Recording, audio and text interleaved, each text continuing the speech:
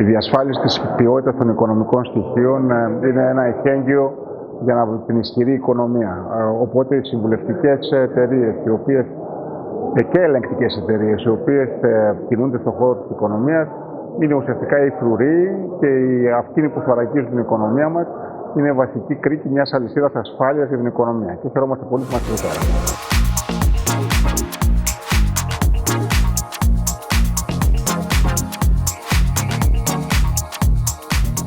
Βρισκόμαστε σήμερα εδώ σε μια πολύ σημαντική εκδήλωση στη Θεσσαλονίκη με τίτλο τα Growth Dialogues.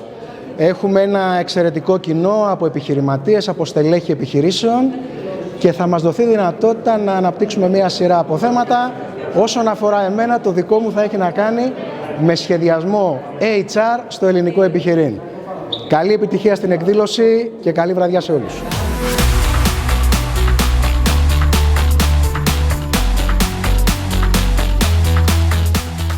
Με μεγάλη μου χαρά συμμετέχω σήμερα στην εκδήλωση της εταιρείας Sol Crow στη Θεσσαλονίκη.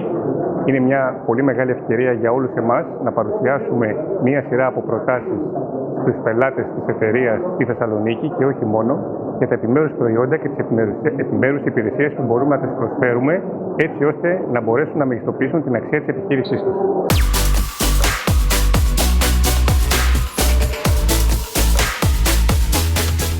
Με μεγάλη χαρά συμμετέχω στη σημερινή εκδήλωση, εστιάζοντας και παρουσιάζοντας τα θέματα που αφορούν το νέο ρυθμιστικό κανονιστικό πλαίσιο σε σχέση με την κυβερνοασφάλεια και την ψηφιακή ανθεκτικότητα.